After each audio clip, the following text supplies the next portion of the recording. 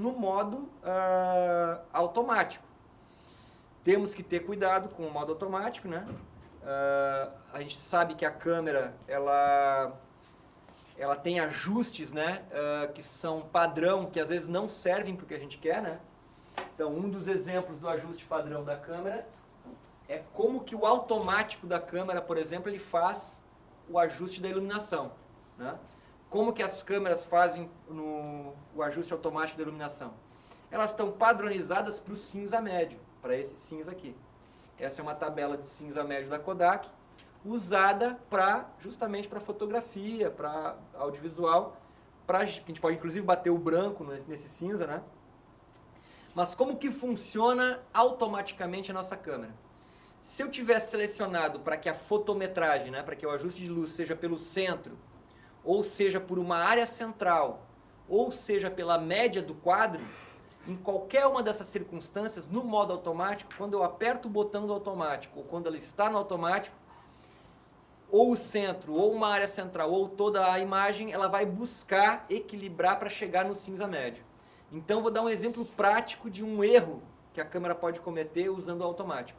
Eu aponto a minha câmera para uma parede branca, digamos, aponto a câmera para essa parede branca no fundo, e eu estou com ela no automático. O que ela vai fazer quando ela enxergar a parede branca? Ela vai tentar ajustar para que a parede fique nesse tom cinza. Mas eu que estou do lado de cá da câmera, que eu penso um pouquinho, e não vou automaticamente o ajuste, eu sei que a parede é branca, não é cinza. Então o que eu vou fazer? Eu faço o automático, mas depois eu vou no menu, passo para o manual e eu dou um pouquinho de ganho no manual de luz para que a parede fique branca e não cinza.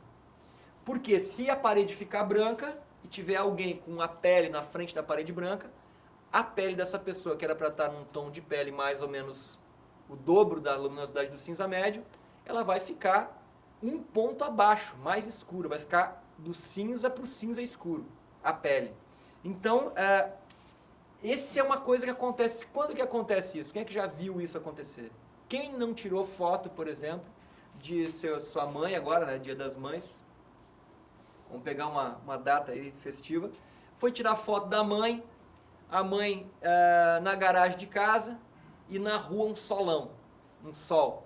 Aí foi lá, pegou, botou a câmera com a mãe, o cara é esperto, né, sabe de enquadramento, ele botou a mãe um pouquinho deslocada do centro, né, porque, pô, vai ficar mais bacana, né, regra dos terços, botei ela no ponto áureo, botou ela no ponto áureo, foi fotografar a mãe, fotografou no automático, a mãe ficou completamente escura, assim, ficou na sombra, toda na sombra, não dá pra ver o rosto da mãe.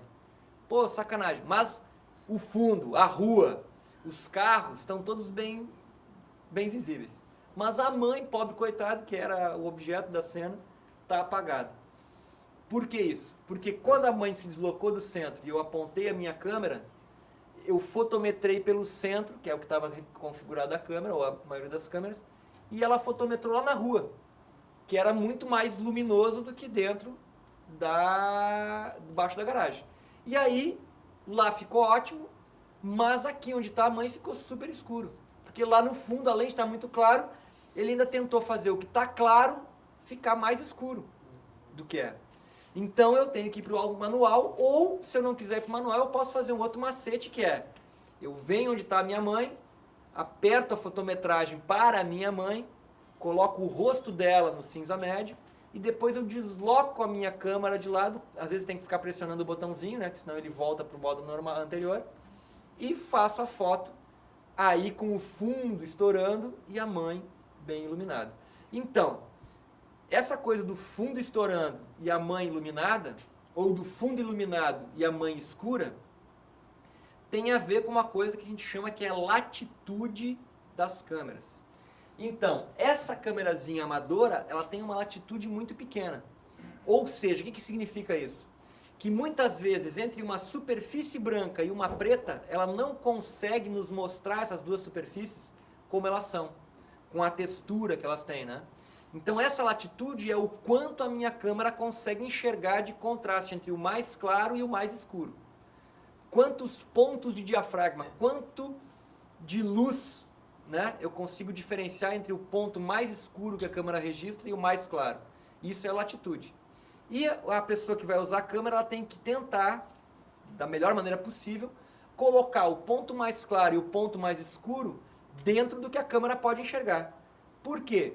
Porque se passar do mais claro que ela enxerga, né, para aquele ajuste, né, por isso que eu tenho o ajuste, se passar do mais claro que ela enxerga com aquele ajuste, aquele branco, aquela luz que está lá, ela vai virar um buraco. Ela vai virar uma área da imagem que não tem informação, que a gente chama de ruído.